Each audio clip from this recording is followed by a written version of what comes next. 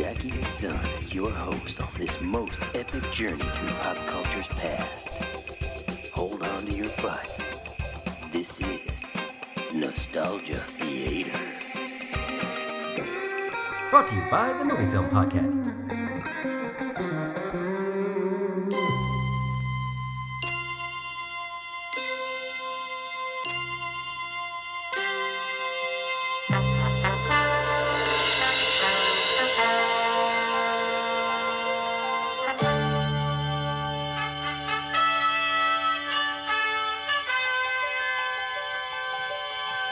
Hi everybody, it's Nostalgia Theater. This is Zachy, and I'm here with Glenn Greenberg. Hello. Boy, Glenn, it's. I feel like we were just talking a couple days ago. It feels like, and here we are doing it again. Well, time goes by so fast when you're having fun. So it's as if we've gone through some kind of a temporal vortex of the kind that the USS Enterprise used to with regularity on Filmation's Star Trek series. How's that for a lead? I wonder why you're bringing that up. So as we record this, it is the 50th anniversary of the Filmation Star Trek animated series. At the time, it was just called Star Trek. Now it's called Star Trek the Animated Series. So 50 years, Glenn. How about that? And the funny thing is it's also the anniversary of when the original Star Trek premiered, because on September 8th, 1966, was the original, and exactly 7 years to the day later was the premiere of the animated series, September 8th, 1973. 7 years of between Star Trek premieres. I mean, they couldn't have planned that, right? I mean, that's just a weird coincidence. I don't know. Right? I really don't know if that was planned or not, but boy, was it serendipitous. That's remarkable. Yeah, and you know, worth mentioning that they had talked about doing an animated show as far back as when the original show was still going. Yes. But I think it worked out for the best that didn't end up happening, I think. The only thing that would have worked better is if Star Trek the Motion Picture had opened on September 8th, 1980. Yeah, there you go. 777. But regardless, that's a very cool data point. I just wrote an article about this show for the Chronicle a couple of years ago, and it was sort of like, hey, this is a show that's worth watching, because I feel like a lot of people haven't seen it. And as we were getting on, you were like, man, I just watched the whole series, or rewatched the whole series. I think over the last couple of days. Over the last week or so. Yeah. Last week, yeah. So this is a revisit for you, I'm assuming. Oh yeah. So what was your takeaway from this revisit? My takeaway overall is that it is absolutely valid Star Trek, and it's Star Trek done fairly well. It gets a bad rap from a lot of corners because of the limitations in the presentation, because was a Saturday morning animated series produced by Filmation, which was not exactly Disney. But in terms of the writing, in terms of the performances, it is absolutely valid Star Trek. And in many cases, it's more valid than some of the live action stuff that was done, including some of the original episodes of the original series, especially like third season. Sure. It certainly ranks among the better episodes of the third season, and in some cases, just in terms of Star Trek in general. And so it's definitely valid.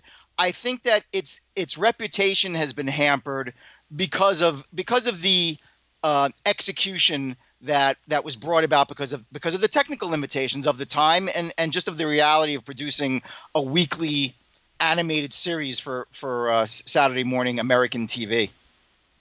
Yeah, this is an interesting one, and this is a topic that you and I sort of batted around because it's not like you and I need an excuse to talk about Star Trek. It's like, hey, what's Star Trek related thing, and it kind of just gives us a license to hold forth. But this show, it's like the role that it plays historically is so important. Like when you contextualize it, you say, this is 1973 it comes out, so the live action show has been off the air in terms of new episodes, but we're still several years away from the motion picture. So the idea of Star Trek being this sort of spigot that's perpetually in the on position is not yet in place.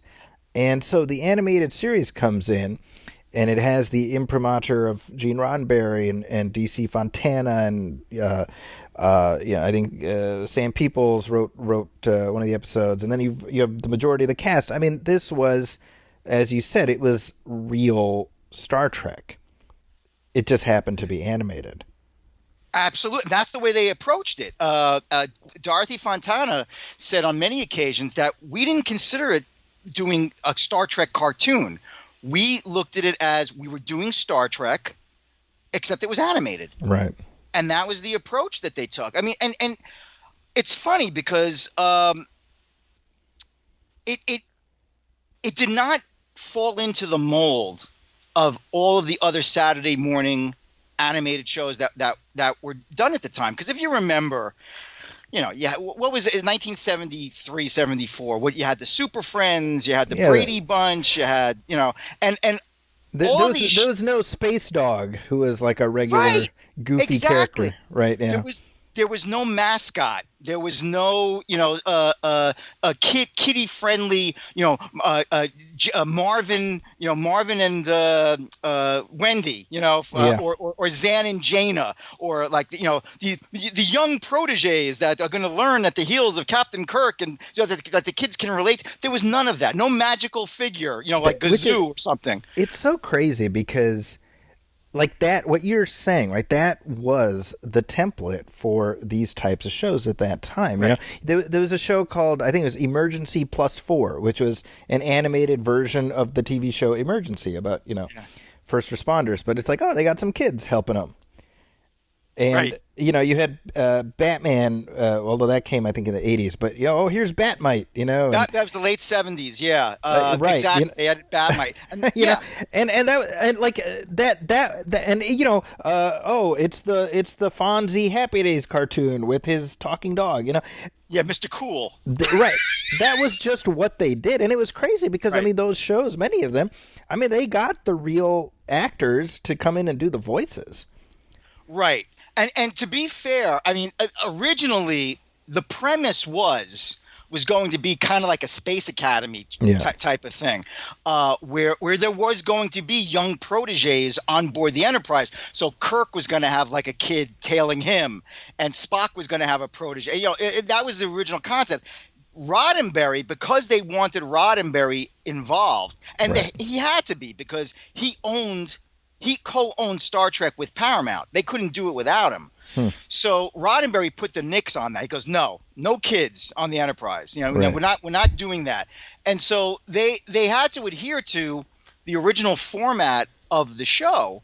And David Gerrold, in an interview, said that the guidelines that they followed for the animated show was the same guidelines, the Bible, the story Bible, that they used for the original show. They considered it a continuation of the original show, and that's what really set it apart. And that's why it worked. Yeah. I think had they changed the format, I think it would have been roundly rejected. Yeah, at the very least, it wouldn't have been as well regarded as it was at the time. The LA Times called it sort of a Rolls Royce in the middle of this, soapbox derby that was exactly Saturday morning animation. And that's what's sort of extraordinary because the premise that you're describing, again, it would have fit right in with the way these types of shows were done back then. Right. Filmation especially was at the forefront. I mean, I don't know how many Filmation shows had, Lou Scheimer doing his little Orko voice. Right. It's a lot, Yep. And you can imagine that, Lieutenant Imp or whatever, Right. The closest we got is Lieutenant Arex, but I don't think anybody's rushing out to buy a plush Arex toy, Give it time. Yeah, it's true. I'm surprised we haven't gotten one up to this point. The show itself, 22 episodes, 2 seasons. Generally, I remember when the show was considered essentially canonical, and it was considered sort of years 4 and 5 of the 5-year Well, mission. Four. Oh, just 4. Yeah. And then at some point, and this is such a Roddenberry move, right? Like when things were rough, he like invests everything into this show, and then as soon as like, oh, I got this other Star Trek, he's like, nope, that's not canon. Okay, I'm glad you brought this up. Yeah, because I remember when the comic book writer Len Wein took over the Star Trek DC comic series in 1986. This was right after, or 87, right after the release of Star Trek 4, The Voyage Home. So if you remember, that movie ends with them aboard a new Enterprise. So, Sure. And Kirk, and the Kirk is first issue right after has that Kurt Swan artwork. Yep. Yep. And Len Wein asked, could he bring Lieutenant Arix and Lieutenant Maress, who's that Catwoman, who's kind of like the relief communications officer. She would step in whenever like Uhura left to go to her room to take a nap. So so Maress, so he said, can I use Arix and Maress? Can I bring them back? And DC at that point had the rights to all versions of Star Trek. And so they were like, yeah, go ahead. So he brought them aboard the Enterprise A to serve with the rest of the crew. I remember that. And they pretty much stuck around till the end of the first DC series, which would have been around 1988. Yeah. Well, so around about 20 issues, 25 issues, something like that. That sounds about right. Yeah. That sounds about right. Then around 1989, when Star Trek was coming back to DC after like about a year-long hiatus, the word came down, you can't use Arix and Maress. In fact, you can't use anything from the animated series. Right. And the novels from Pocket Books was told, Simon & Schuster, you can't use anything from the animated series. It's not canonical. Now, over the years, there have been 3 different versions of why that happened, okay? And I'll plow through them as quickly as I can.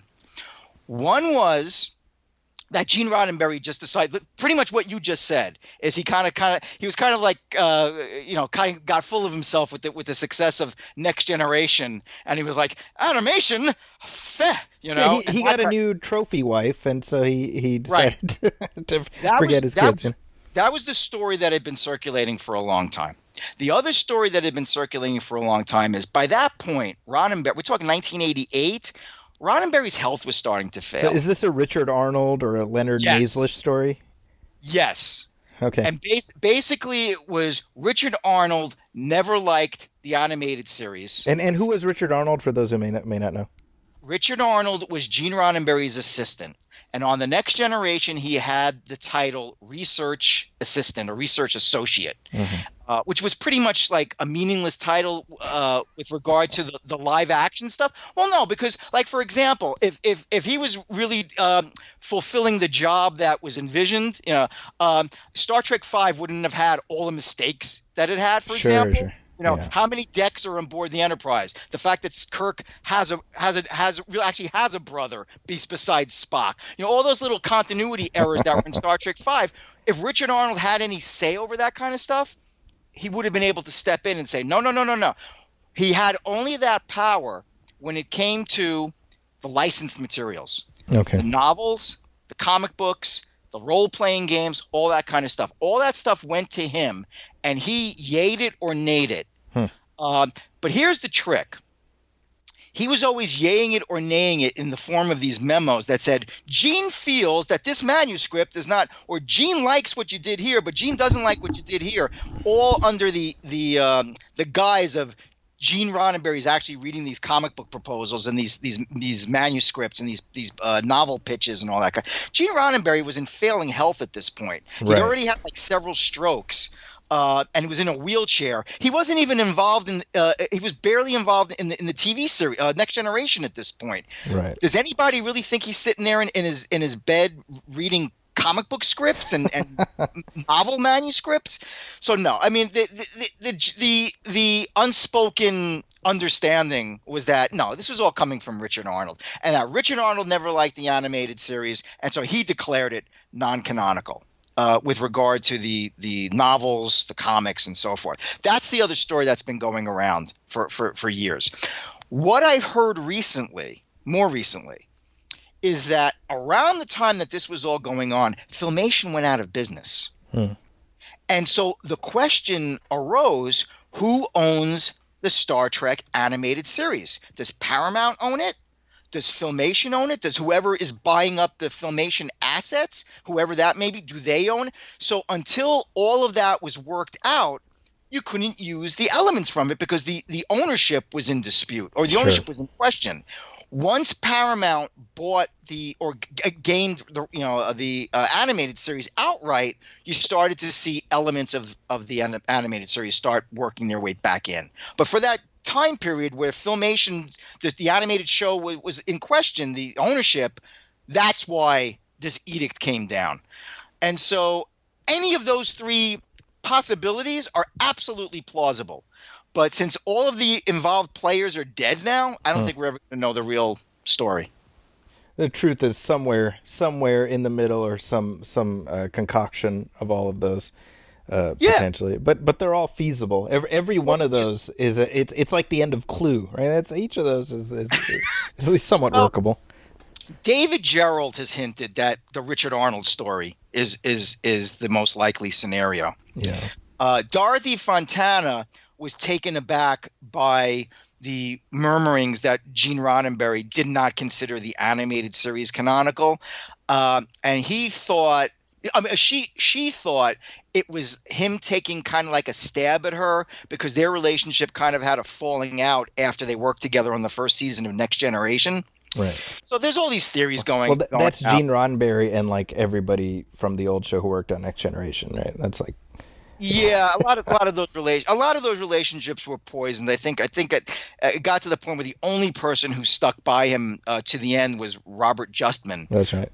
Yeah. So we'll never know. But let's put it this way: the whole raising the issue of whether or not the animated series was canonical did a lot of damage to the reputation of the animated show. I totally agree. Yeah. Yeah, and it's that's unfortunate.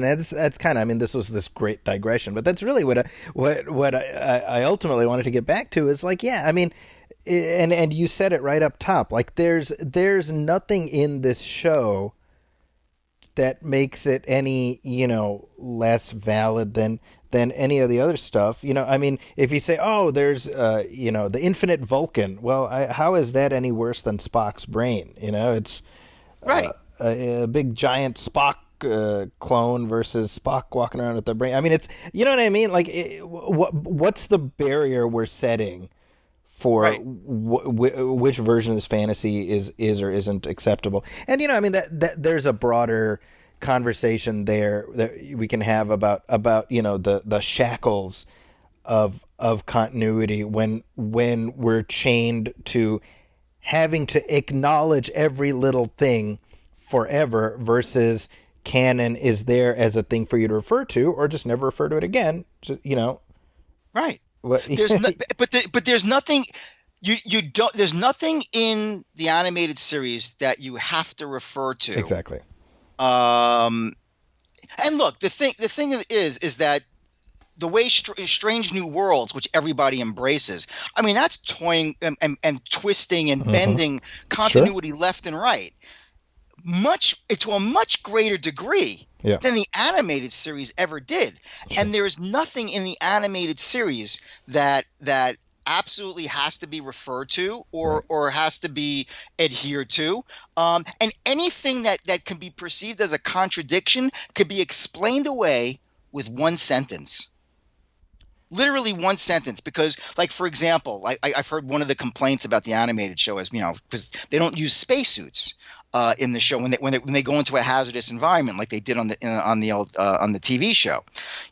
They wear these environmental belts or That's right. life support belts that creates like an energy field around them, so they can literally go outside the ship Right. and not have to worry about not being able to breathe oxygen or whatever. And I was like, well, how come we never saw those again? And my answer is because those were prototypes that were tested on the Enterprise, the same way the M5 computer was tested in the Ultimate Computer, the same way Transwarp Drive was tested in Star Trek 3. It didn't work ultimately. Right. Maybe somebody died using one of those environmental belts. He went into the vacuum of space and the environmental belt failed. And they're like, you know what? It's a lot easier to just use a spacesuit. So we're going to go back to that. Simple as that. And that raises a great point, just in a broader sense about these fictional worlds that people like you and I enjoy, spending time, where I feel like it used to be that we found the fun was trying to explain the inconsistencies. Sure. And it's reached a point now, maybe this is just toxic internet culture, where the existence of the inconsistency is used to invalidate the thing. Right. You know what I mean? Yeah. Oh no, absolutely. And I'm seeing it so much where people review stuff. They do like these retro reviews of stuff, and they tear it to pieces, and they're so mocking and so snide about it. And then at the end they say, "Oh, it was great. I loved it." And I'm like, "What? You just spent however much time on your YouTube video tearing it down, picking it apart, ripping it to shreds." And now you're going to turn it. It's this need to tear down that which you love. Yeah. And I just don't get it. And it's not just offering constructive criticism. It is taking pot shots at it in such a superior attitude. And that just wasn't there when I was a kid. I mean, what you just said is trying to come up with explanations for that's the fun. That's the no prize. Exactly. So yeah, I've had a lot of fun over the years, having playing mental exercises, explaining away the inconsistencies with the animated series, and it works for me. Yeah. Yeah, and when you mentioned earlier about how aspects that were introduced in the show have certainly worked their way into the canon. Sure. At this point, admittedly I don't dive too deep into it. I don't think the canonicity of the show is really in question anymore. I think people are like, no, it's in the mix. I think that's my sense. At the very least, it's quasi-canonical. There you go. Good enough. Because they have worked in a lot of elements from it. Look, it's as quasi-canonical or it's as canonical. If you're going to question its canonicity based on inconsistencies, flaws, and all that, then you have to do the same with the third season. Right. It's as simple as that. It really is. And that guy that you mentioned before, Richard Arnold, he did that. He did call into question elements of the third season. Yeah. At which point I was like, now this is a bridge too far. I mean, come on. You need to get out more, dude. Well,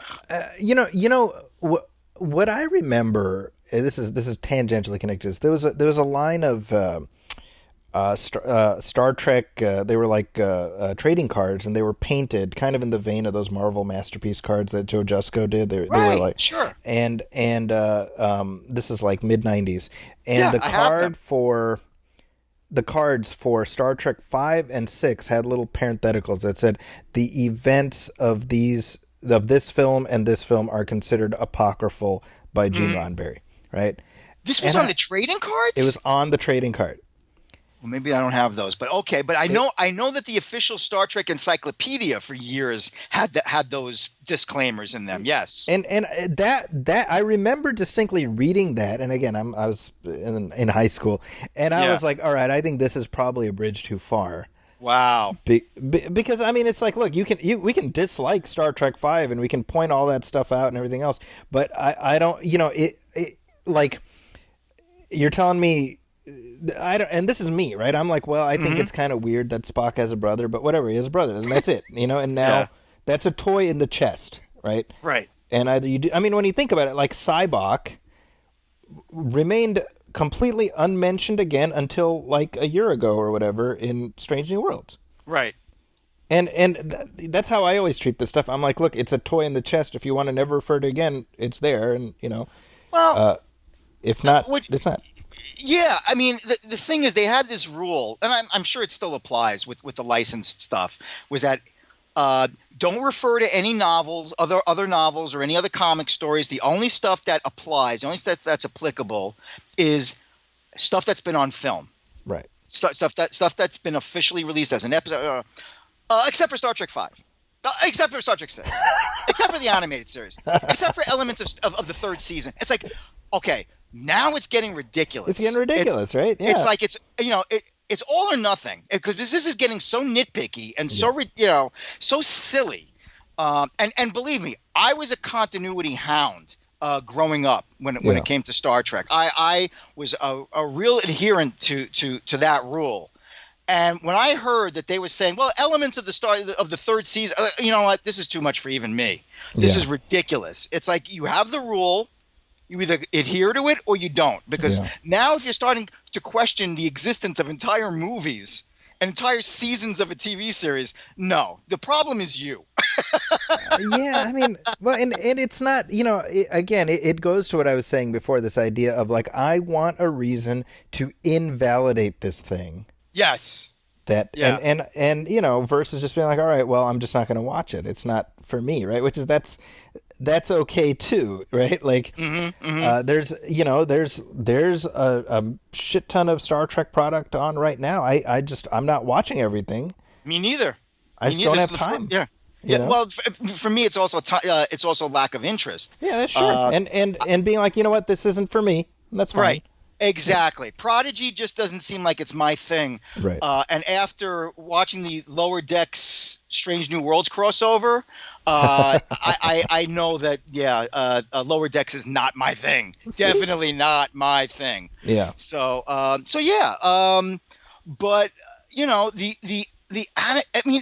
the thing is like you said, it had the original cast.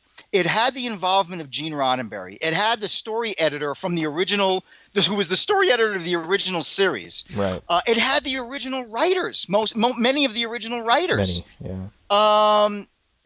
It sequelized episodes of the original show, usually done by the guys who wrote the original episodes. Yeah, and the the fact that they got most of the cast back, right, is itself remarkable. And by most of the cast, I mean Walter Koenig wasn't there, and William Shatner was mostly not there. If you listen to his line delivery, he's very. He was like kind of there. You know what? That's one of those other legends about the show that I don't think is necessarily true. There's maybe one or two moments in one or two episodes where Shatner is kind of like, okay, he's not really into this, but he's aware that he's doing. I'm sure he was happy for the work at that time of his career, right? That was his down period. But what I was surprised at in doing this rewatch over the last 10 or 11 days was just how effective he was.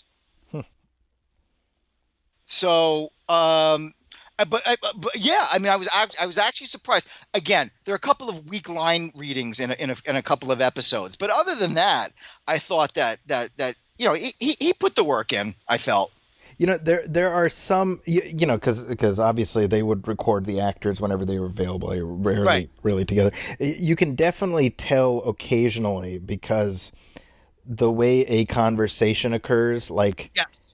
There's a response where the emphasis on a word is wrong based on what they're responding to. You know what I mean? Like, and also the mispronunciations. Like you'll have inconsistent mispronunciations of. There's an earlier episode where Kirk's talks about the moons of Orion or whatever, and he said. And then later on, there's an episode where he refers to it as the pirates of Orion. Orion. Well, it's like he says sabotage, right? It's the That's same. the other thing. Yeah, he's also very inconsistent with how he says sabotage. No, Sometimes it's sabotage. I don't say And sabotage. sometimes I say sabotage. That's right. That's right. It's very funny. I was cracking up because he was very inconsistent about how he said sabotage from episode to episode. And with Walter Koenig, it was just because of the money. He was originally planned to be part of it, but they realized that they didn't have the budget, and they originally wanted to get rid of Sulu George. Right. And Uhura, right? Yeah. Right. They were going to keep the characters, but they were going to have James Doohan and I think Majel Barrett, probably, yeah. Do their voices, and Leonard ain't Nimoy. that some shit, right? Like, man, that's just like as cynical as it gets. Well, it was also the realism of the budget. It was a very low. It was a very limited. But I won't say low budget. I'll say limited budget.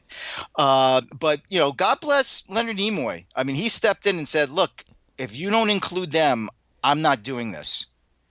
And that story right there, which is a very well known story at this point, is so fascinating because it flies in the face of what had become sort of common myth at that point. Like, Leonard Nimoy, I'm not Spock. He doesn't want anything to do with Star Trek. It's like, look, even this cartoon show, man, he was in it. He's like, I want to look out for everybody. I mean, he was just a good dude, Seemed like it. He definitely, I'm sure he had his bad days, but no, I think overall he was just a good, really compassionate and considerate person. And he thought it was ridiculous that a show connected with Star Trek would not include the most prominent Asian actor associated with the show and the most prominent African American actor associated with the show. Yeah. I mean, what the hell is that? You're going to have a white woman, playing Uhura, and a white man playing Sulu. It just was, right. It just flew in the face of what Star Trek was all about to him. And I mean, the thinking obviously was that it's animation, so people won't necessarily recognize the difference. Obviously, I think for James Doohan, who was a voice actor anyway, this show was like a bonanza because he played just like a million characters. Sure. And sure. I mean, the joke about it was James Doohan was the man of 1,000 voices, and they all sound like James Doohan. That's so true. It really is, because every episode there's like, there's the Ambassador Scotty, who they meet, or like it's like that's, and then there's a couple there's a couple where William Shatner is doing another character. No, I thought it was really, Ted it's Knight. not. No, Shatner was gonna do as little work as possible and get it. I totally 100% thought there was at least one where it was William Shatner. If it's the episode that I think you're thinking of, I thought the same thing for decades. Wow. And it turned out it was Ted Knight. Oh, okay. No, you know what? That makes sense. Okay, I can actually, because I've been watching, this is random, I've been watching Too Close for Comfort recently. Yeah. So his voice is very much like in my head. I'm like, I can see that.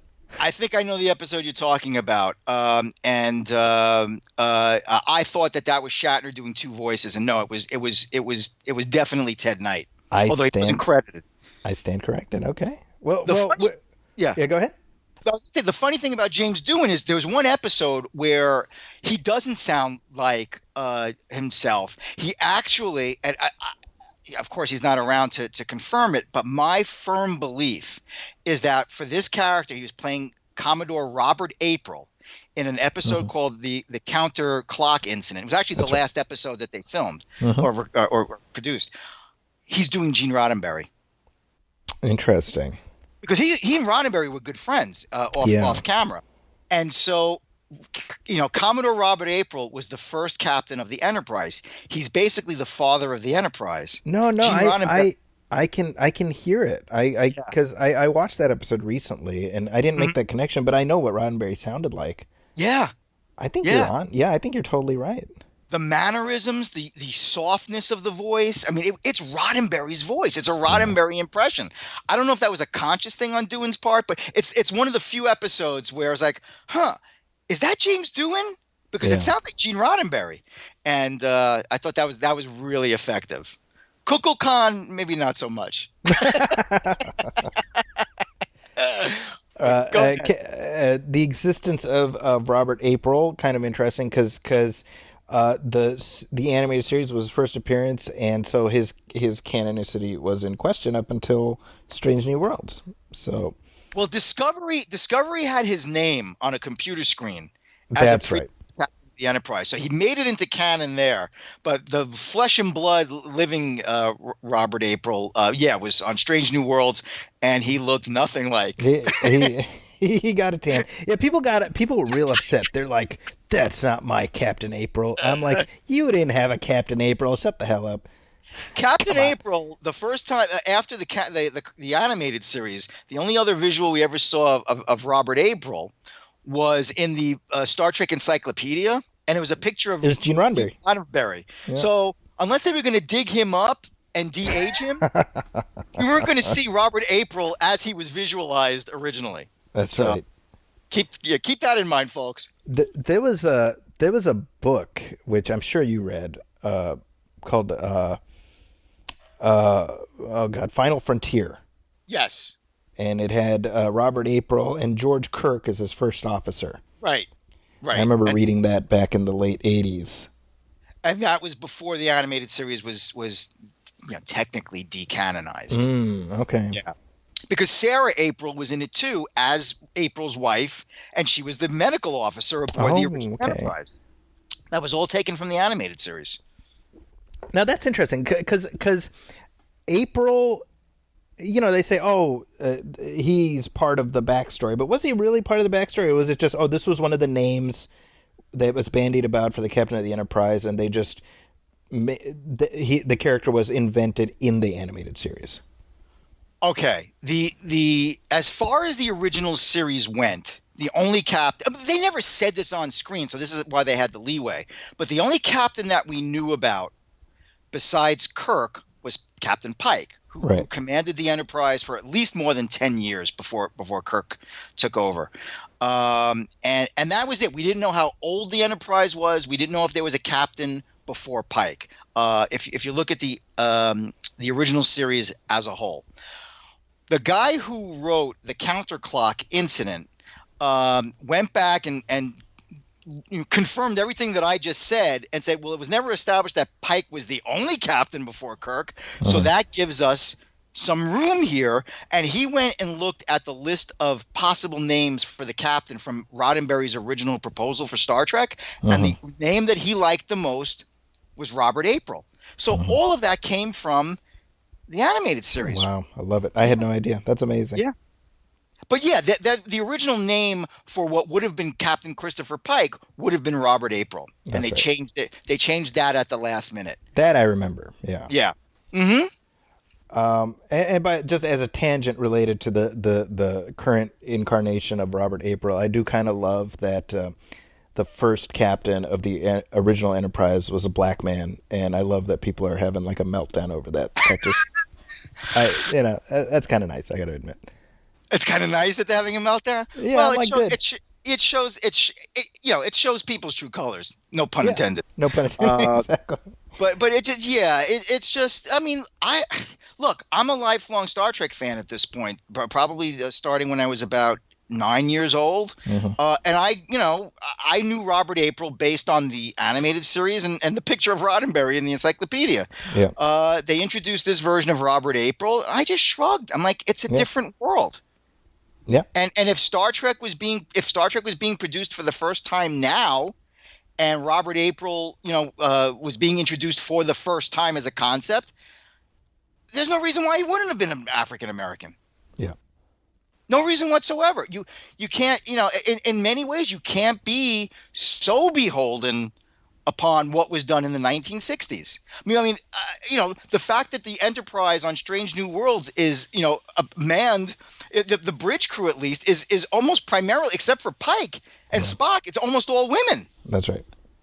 That's a complete flip from the original, but you can't do that anymore. Yeah. The world just isn't there anymore. Nor should it be. Well, and with that, I mean, it's interesting. You're talking about how, the animated series is in essence meant to flow out of the original series, whereas Strange New Worlds, in essence, is meant to flow into TOS.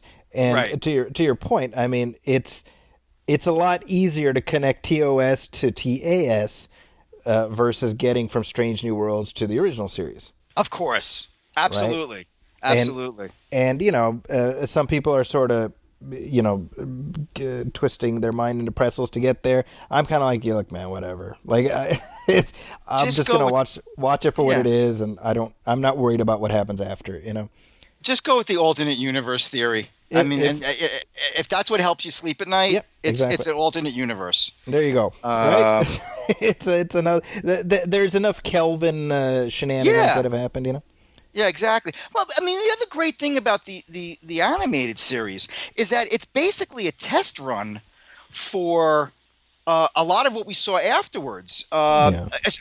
Most notably, Star Trek: The Motion Picture, because there are two episodes that are so ingrained into Star Trek: The Motion Picture. The first episode is called Beyond the Farthest Star, Yeah. where Yeah. Yeah. the Enterprise encounters this ancient, gigantic alien vessel, and there's a scene where they go outside the Enterprise and literally walk to the alien vessel. Well, Yeah. that's the end of Star Trek: The Motion Picture when they're Yep. heading to the central complex of V'ger. There's another episode called One of Our Planets is Missing, where it's about a giant energy cloud that's approaching an inhabited world, threatening its existence. A giant, massive energy cloud that the Enterprise enters. I mean, it's like the DNA of Star Trek: The Motion Picture just is so shared with a lot of. There's even an episode called The Magics of Magus 2, where, and you're going to get a real kick out of this. It begins with the Enterprise arriving at the center of the galaxy. Where they meet God. Well, close. But here's the funny thing. Roddenberry was approving all of these scripts, and he was heavily involved, especially in the first season of the animated series. And he let this go, that the Enterprise arrives at the beginning of the episode. They're at the center of the galaxy. He gave Harv Bennett and William Shatner such hell when they wanted to do the center of the galaxy in Star Trek V. Yeah, and which I think underscores sort of the arbitrary nature of all of this stuff, right? Exactly. Exactly. You're spinning fictions. That's all it is. And also, the other interesting backstory about that same episode, The Magic of Magus 2, is they were going to go to the center of the galaxy, and the way the original pitch was, that from the writer, a guy named Larry Brody, was they were going to encounter God. And Roddenberry said, I love it. I've been trying to do this for years. Let's do it. And the network said, we're not comfortable with that. So they changed it to the character that our modern interpretation of Lucifer is based on. Okay? Lucian. So fast forward just a few years later. I mean, okay, maybe 10 years later. Shatner wants to do, the Enterprise goes to the center of the galaxy and encounters God, or at least a version of God that turns out to be the devil. And Roddenberry's attitude is, you can't do that in Star Trek. Yeah. That's not good Star Trek. So it's just wild. And you don't know what was motivating those decisions, but it really was wild that the animated series served as kind of like a test bed for a lot of these concepts. Yeah.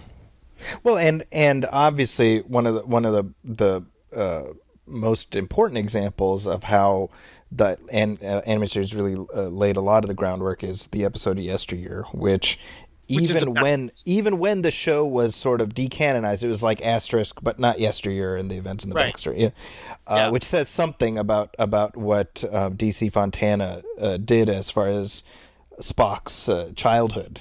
Mm-hmm. And it's a great episode. It's a terrific episode.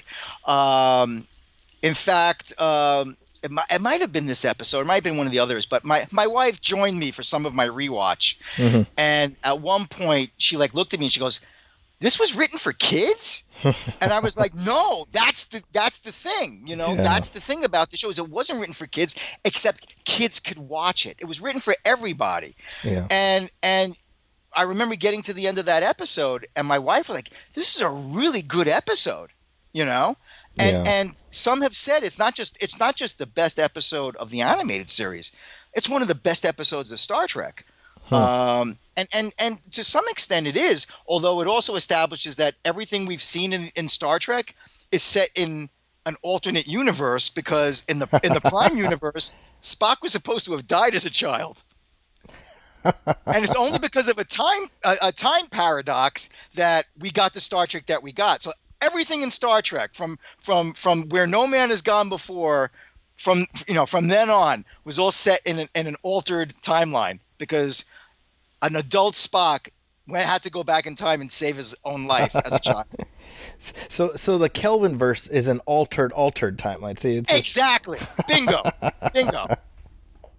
You know, when we talk about these issues of canon and stuff, I'm as I'm talking to you, I'm remembering back when the 2009 movie came out. You may recall, you and we used to hang out at a forum of a certain comic book creator. Yes, and his question was, does it mention Sam Kirk, Kirk's brother? And somebody's like, no, he's not mentioned. It's like, well, then I refuse to watch it. Well, they shot the scene, they just didn't include it in the movie. Well, and I think it's so funny, because that was my moment where I was like, okay, this is ridiculous, because I'm like, they don't not mention him, they don't negate his existence, he's just not mentioned. Right. He's just not mentioned. Right? It's not like, I do not have a brother ever. No, it's just he's out there maybe. You know what I mean? Right. Oh, I know exactly what you mean. Yeah, absolutely. And yeah, that was silly. That was silly. I mean, it's in that vein, I remember, I think you know this, I really like Star Trek Enterprise. A lot of people don't. But I remember when the whole Xindi storyline happened, and it starts with this big attack, on Earth.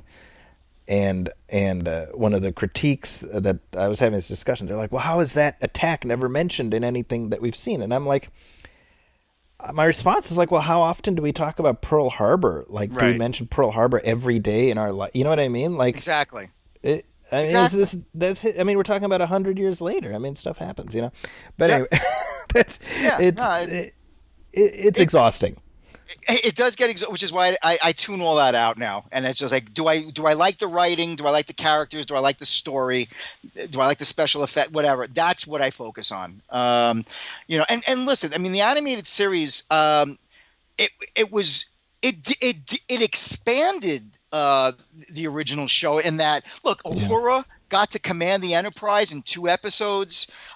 Sulu, they got to develop his character a little bit more. You got to see what kind of a witty guy he was. They added a little bit to Scotty. I mean, Scotty shines in the animated series. Yeah. I mean, look, some episodes were not great. But you could say the same about the original.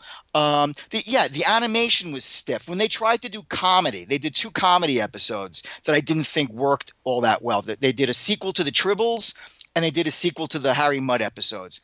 And I thought they were, a little labored, and because so much of the comedy on Star Trek was about the reactions and about the performances and the facial expressions and the subtlety. And with the stiff animation, no facial expressions and limited energy, the humor had to come in the writing, and I just don't think that the writing was able to compensate for the lack of the live action stuff. So yeah, I mean, I thought that, but however, when they weren't trying to do, humor, some of it's pretty damn funny. Some of the lines are pretty damn clever and witty, and that's because they weren't really trying so hard to do an outright comedy. So in that regard, yeah, the show was limited, but look, it gave us our first expansive view of Vulcan, and we got to see some non-humanoid aliens that they could never do in live action. And one of my personal charms about yesteryear is there's a connection. It establishes the connection between Star Trek and Godzilla. Oh, you gotta fill me in on that. Okay, remember the scene where Spock's pet Selot is fighting that green lizard-like creature in the desert? Uh-huh. Okay, the green-like lizard in the desert. I think it's called the a Lamatya. Mhm. When it roars, they literally used the sound effect, the actual sound effect of Godzilla's roar. How funny. In fact, my wife, when my wife was watching this with me, she like kind of like jerked the first time you hear the voice. She kind of jerked back, and she was like, "Why does that sound so familiar?" And I said, "Because it's Godzilla." She goes, "Oh, they are they like doing like a?" I said, "No, they actually use the audio of the Toho Godzilla movies for That's this hilarious. creature's voice. I don't know how they got the rights. I don't know how they got permission, but they did. I loved it. I was cracking up from it. That's something that even Hanna-Barbera couldn't do Mhm. in their Godzilla cartoon. That's the funny part, isn't it? You had to get Lurch. Lurch did Godzilla's voice. That's right. So, AKA yeah. Ruck, if we want to keep the Star Trek connection. Exactly. So you've done the rewatch. I want you to sort of talk me through some of your favorites. I know. Sure. I'm sure you have extensive notes and just your own wealth of Star Trek knowledge. What were some of the ones? Like if somebody's like, all right, Glenn, give me the cream of the crop here. Okay. I would say you got to start with Yesteryear, just because it's the best episode, hands down. It was written by Dorothy Fontana, and it really fills in a lot of Spock's childhood. And Mark Leonard, who played Sarek, his father, in the original series, and he would come back later to play him in the movies, came back to do the voice. I thought that was the cream of the crop. I really liked an episode called The Territon Incident, where the characters shrink. Right. They're exposed to like this kind of like energy that causes them to shrink. It's kind of like Star Trek meets The Incredible Shrinking Man. Shrinking Man. That's what because they're shrinking at a slow rate. Yes. And I thought it was just very clever how they from a conceptual standpoint. Again, some of the execution fell down a little bit, but overall I admired the ambition of the story. I thought that was really good. Another fun episode is called The Pirates of either Orion or Orion, depending on who you are. But I thought it was a very Oreo. He was just hungry at the time he was recording. But it's a very good episode in the same vein as Amok Time, where Spock is in need of medical attention, and the Enterprise is like gets involved with this whole trouble that it's a ticking clock kind of episode with Spock's life in the balance. And it was written by at the time he was the youngest writer to ever write Star Trek professionally, named Howard Weinstein. Oh, sure. Yeah, he went on to write what I think is hands down one of the top 3 Star Trek novels ever written, called The Covenant of the Crown. And some of the continuity that's established in The Pirates of Orion is picked up on in The Covenant of the Crown. And I'm also just very, very happy to say that over the years, Howard Weinstein has become a buddy of mine. We've hung out.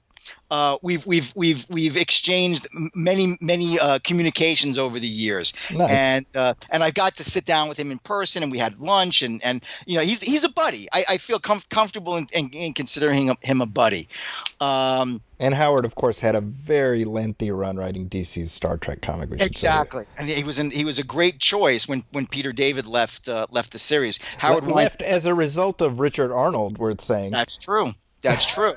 And Howard Weinstein was a most logical successor, given the quality of his writing. So I said the Territon Incident. I liked an episode called oh my God, I'm losing my let me consult my notes here for the titles. Oh, another good one was called The Time Trap. Yeah. Which was one where it's basically a Bermuda Triangle in outer space, where all of these spaceships have been like disappearing to over the last 100 or 200 years. And so the Enterprise ends up there, and it brings back Commander Kor, the Klingon, from That's right. Errand of Mercy. This is also the episode. This is also where it is established that the Klingons have a cloaking device. So for anybody who saw Star Trek 3 and was complaining, only the Romulans have a cloaking device. Why do the Klingons have one? No. The animated series established the cloaking device is used by the Klingons as well. Can I be honest? I don't think it occurred to me until right now We never see that in the original series. What, that the Like, Klingon cloaking device? yeah, I just, Right. you know what I Well, mean? yeah, I only just took it the as an Romulans. article of faith. No, only the Romulans had a cloaking device Wow. in the original series, and then all of a sudden in Star Trek 3, the Klingons have a cloaking device. Well, no, okay, that's if you've never seen the animated series, that's a fair criticism. But to be fair to continuity, the time trap established that I don't have the actual line of dialogue written, but it does establish that the Klingons do have cloaking devices on their battle cruisers, on their ships. Another really good one was called Eye of the Beholder, which takes the central premise of the menagerie, which is the Enterprise, members of the Enterprise crew ending up in an intergalactic zoo as a zoo specimen for an alien race. But it's a very cute episode. It's actually quite adorable, where one of the children of the alien keepers, the zookeepers, ends up accidentally beamed up aboard to the Enterprise and forms an emotional bond with Scotty. And it's very touching. And it's a cute like sort of like Snuffleupagus kind of alien creature, but it's a baby. So it's just cute. I mean, that was the humor that worked for me, not when they were trying to replicate the humor of the Trouble with Tribbles in animation. Unless you're doing Disney quality animation, it's a tough road to hoe. So those are my favorites. The ones that I thought didn't work very well was there was one called How Sharper Than a Serpent's Tooth, which was basically almost a beat for beat remake of Who Mourns for Adonais from the live action series, the one where they met Apollo. Right. It's the same premise.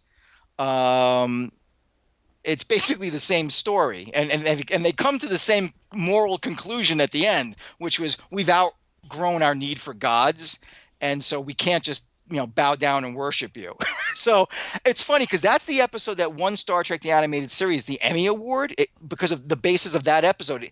The whole series got the Emmy Award for Outstanding Children's Program.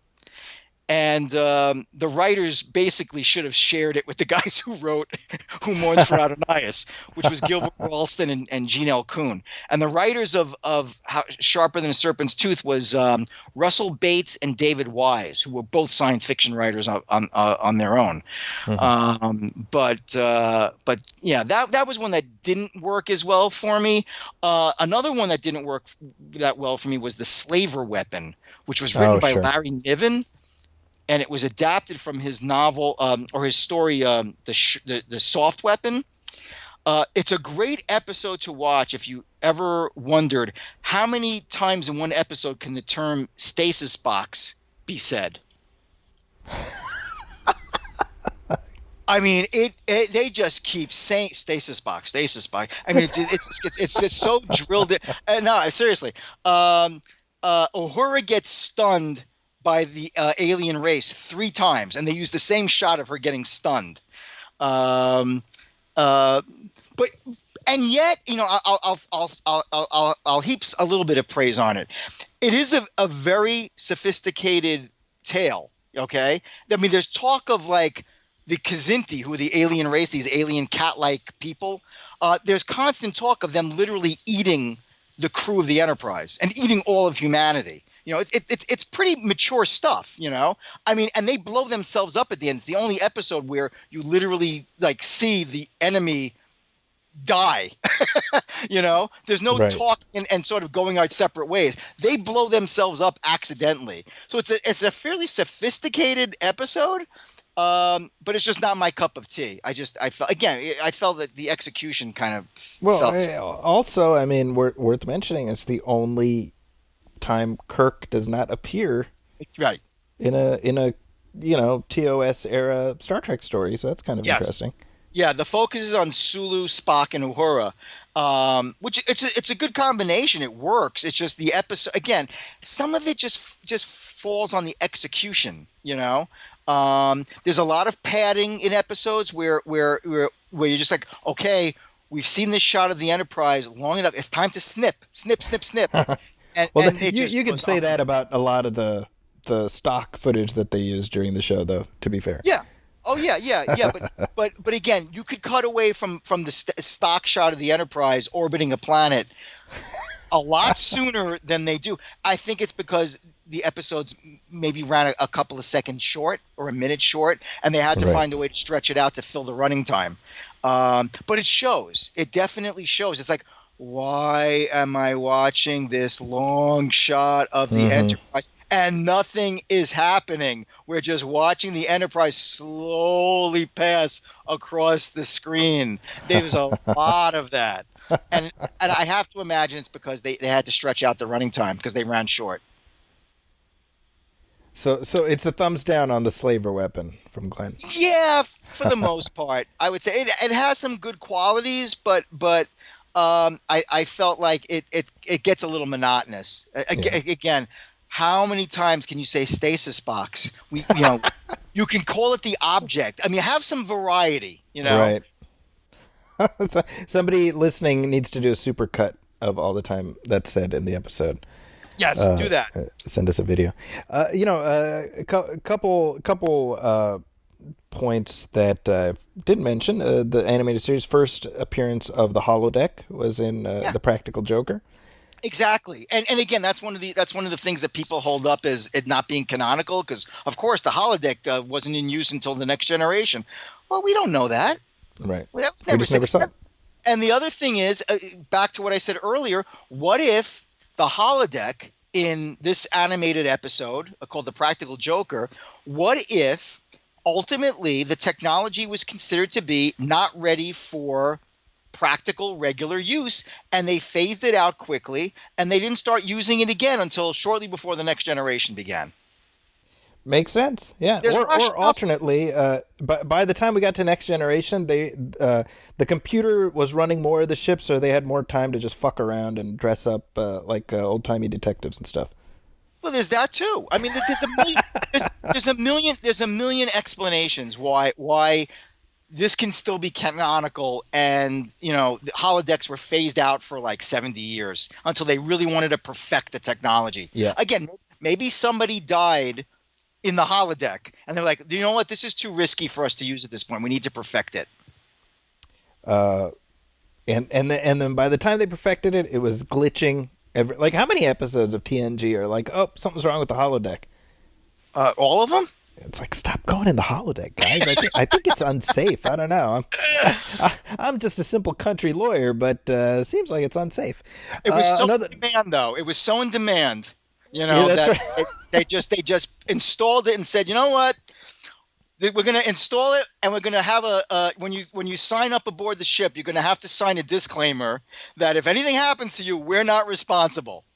See, the funny thing, this is my holodeck tangent. The most unrealistic thing to me about the holodeck is not that the holodeck exists.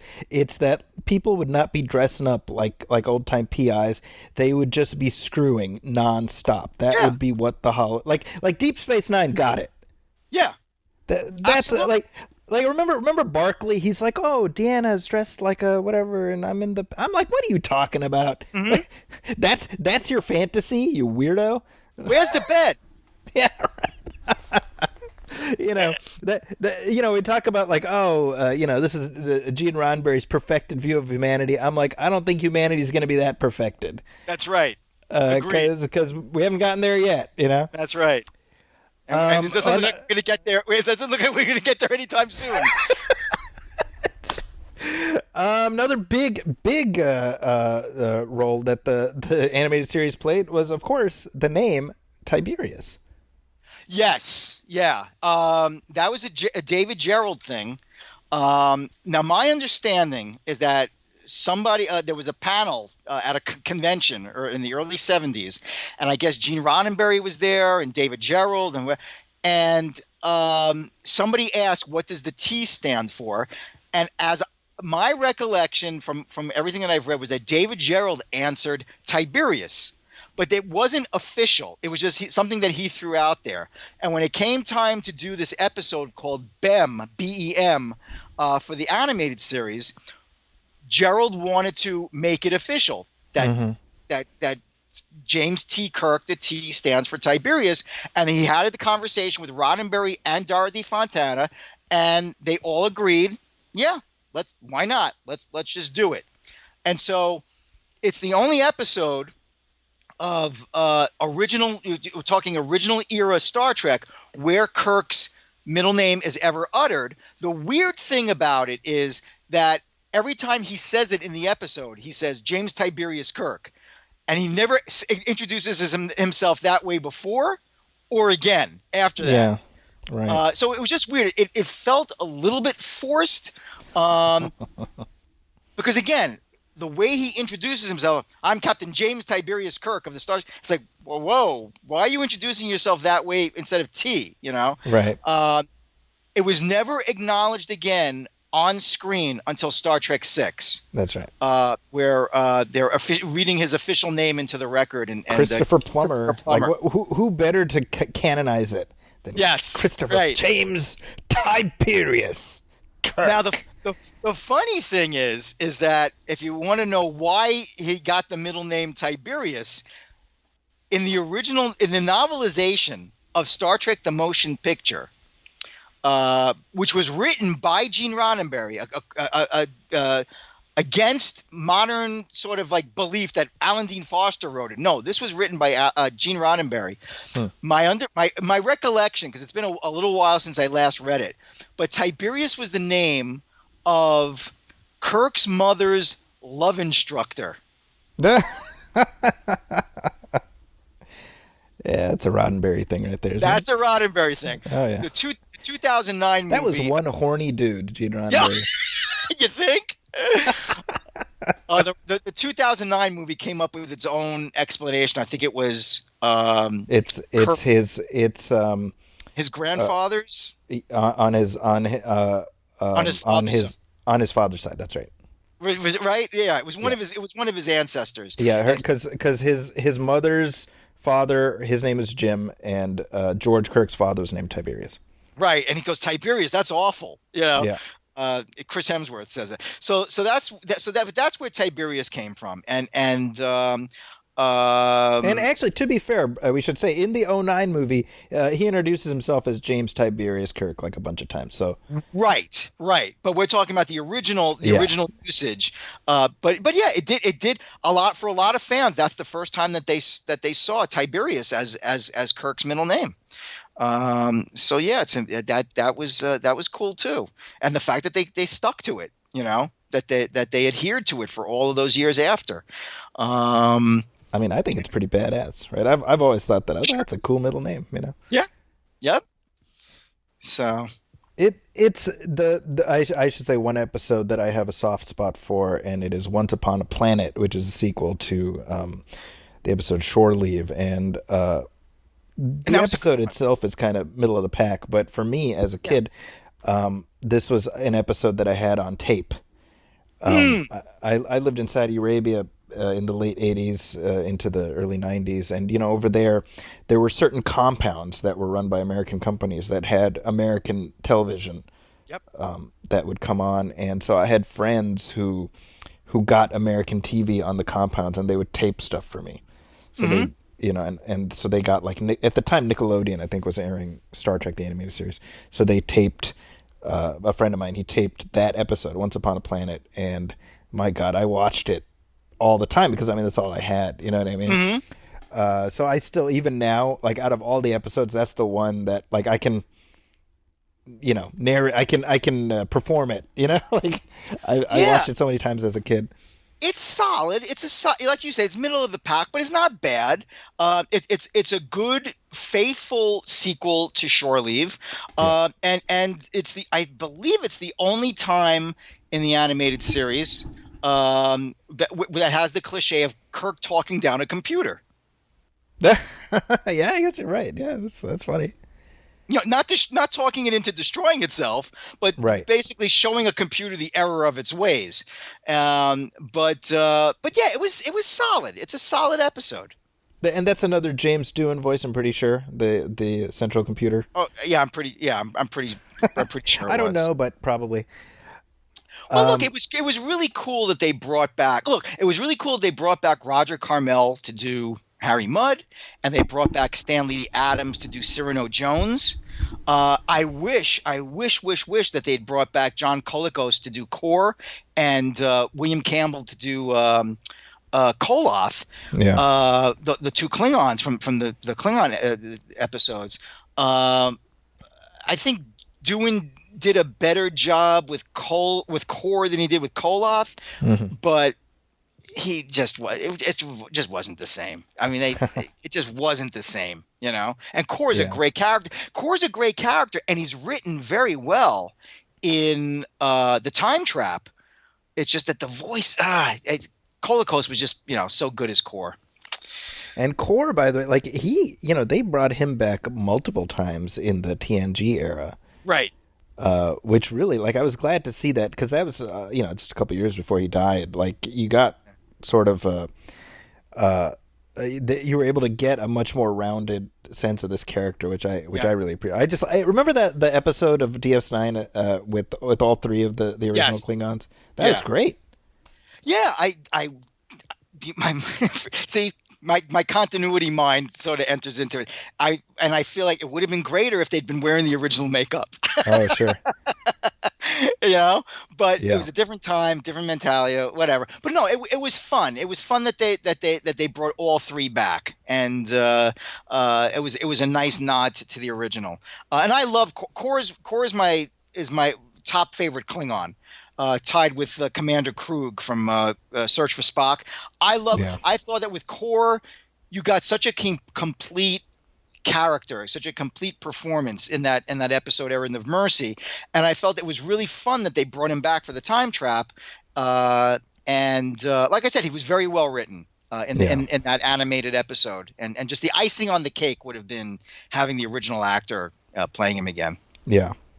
The episode, The Time Trap. So there was a series of novelizations, this of the animated series. Yeah. Speaking of Alan Dean Foster, I believe he wrote them, and this was doing for the animated series what James Blish did with the television show. Yeah. And these are terrific. I don't know if you read them. I read some of them. I have them. I have like the collected editions. Like they did 3 volumes. And I keep going back to them once every 4 or 5 years, but I keep getting distracted by other things. And I've read, I'd say I probably read about six of the adapted episodes that Foster did. Yeah, he did a really nice job. I think certainly reading. I mean, it's been a little while now, but my recollection is it felt like he merged together certain like, and I could be wrong about this. Somebody can correct me, but the Time Trap and the Counterclock Incident, he joined them together in a way where they sort of flowed into each other. I don't know about those 2 specific episodes, but he did do stuff like that where the episodes flowed into each other. And then by the end, I mean, he was doing practically like, he was expanding them into like novels. So the episodes were like maybe the centerpiece of a much bigger story. Yeah, that was definitely the case for Counterclock Incident. Okay. Yeah. Okay. It's, they did something similar in the 70s with the Planet of the Apes cartoon show, where they had these, and that show was like kind of a mess, right? But William Arrow wrote these novelizations where I was like really impressed. Like he kind of lifted up the material a little bit and made it, you know what I mean? Like and not in any way comparing Return to the Planet of the Apes with Star Trek, but I mean, that's. I applaud that effort to somehow make it all fit together well. One last thing I couldn't go without mentioning the music, or that's on my list of that's on my list of things I want to talk about. The 5 music cues that we would hear. Oh my god. Try binge watching it. I mean, it's gonna blare through your brain for like the music. Well, the theme music is hilarious because I'm assuming that they just couldn't get the rights to the Alexander Courage theme. But what they did was they took the music, and it's almost like it's the mirror universe version of the Star Trek theme song. It's like it's the same tempo. It's probably the same running time. It's the same note sequence, except slightly different notes. It's pretty incredible. I mean, I admire them for the balls that they showed in doing that. But if you're not gonna get the rights to the original music and you're doing Star Trek, what else can you do? You have to do a variation. Yeah, no. Apparently, Alexander Courage was pissed at Gene Roddenberry, which Right. Get in line, I guess. For those who don't know, Gene Roddenberry, like after the Star Trek theme was written, Gene Roddenberry wrote some bullshit lyrics Right. that were never meant to be used. And it was just this guy, man. I'm telling you, man. I got respect for what he created, but this is some Bob Kane level bullshit. Oh, I knew you were gonna go there.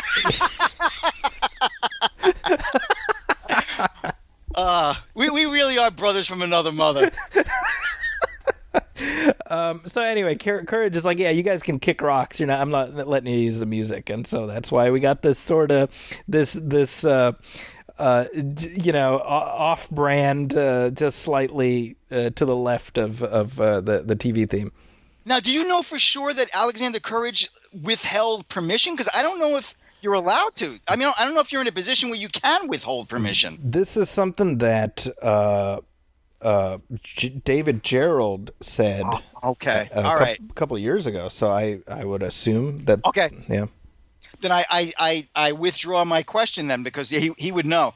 But yeah, it really is incredible just how close the theme music is to the original, and yet it's not, like you said, off-brand. That's a perfect description for it. Off-brand. Yeah. And when I had seen the animated show when I was a kid, and then it went off the air, and I didn't see it for like another 10, 15 years, and so when a friend of mine gave me a bootleg copy of some of the episodes, so I would have been in high school at this point, and so I'm seeing these episodes again for the first time since I'm like 6 or 7 years old. Mm-hmm. And when the show begins and you see the vastness of space, and it goes that first note, and I was like, oh, okay, we're going to listen to the Star Trek theme now. And then it just goes completely awry, I was like, what the hell is this? I didn't remember that the theme song wasn't the theme song. Yeah. So it was. I have to imagine what people were thinking in 1974 going into this, not knowing that they don't have the theme song Right.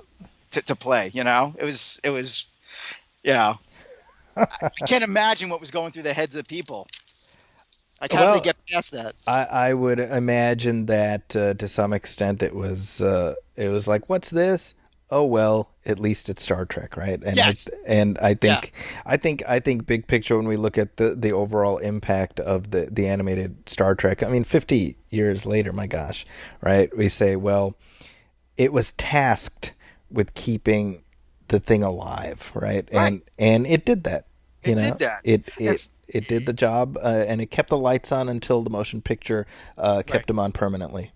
And the only thing, I would say that the way they went back in and redid the special effects for the original series, I think Paramount or CBS, whichever is the correct term now, they're kind of leaving money on the table, because you've got all of these audio tracks of performances from the original Star Trek cast. Yeah. And what can be done in animation now can make this show, like you said, it kept Star Trek alive. This could keep the animated show alive and make it more vital than ever by reanimating it. Use the original audio tracks, the vocal performances, maybe even use some of or all of the music from the original series. Get a really good editor in to sort of take bits and pieces from the original series, and apply that music to, because like you said, there's like 3 sound beds of music for this series. Yeah. The same music over and over and over again for every episode. And have some fun with it and reanimate it. Use the same style, but give it some pep, give it some energy, give it that modern sheen. Boy, oh boy, I think people would eat this up. I agree, and I that is something I've often thought about, and it seems like something that they could even crowdsource, because I feel like people would be willing to do that, Yeah. like, it doesn't seem like it would be hugely expensive, and it feels like whatever the cost would be an investment in sort of keeping the show alive. The same as what they did with the TOS, special edition episodes that they, from whatever 15 years ago. Whatever. What people are able to do now at home on a Mac, the deep fake stuff that Disney did with Luke Skywalker and Princess Leia in The Mandalorian and Rogue One or Book of Boba Fett, whatever it was. People at home did a more convincing job. Right. Than Disney did. What's available now technology-wise, if Paramount was willing to work with, really talented fans, it could be a cost-effective way to just really bring back the animated series and just really do it up so that it doesn't seem like so much a relic of its time. I totally agree, and maybe that's a good place to leave this discussion as we put that out into the world and see maybe we'll maybe something will happen. I find it difficult to believe that that's not something that they've at least considered. I hope so. I mean, you're probably giving Hollywood executives more credit than they deserve for thinking ahead and being intelligent, but. One can always hope, and that's what Star Trek's all about, hope. There are always possibilities, Glenn. Indeed.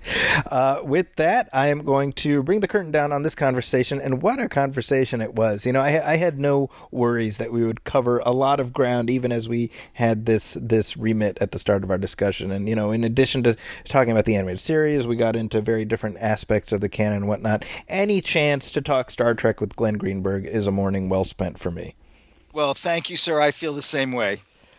Do you have anything you want to put the word out about? Anything you want to hype up? Absolutely, while we have yeah. Probably still on sale if you look. Certainly on sale online.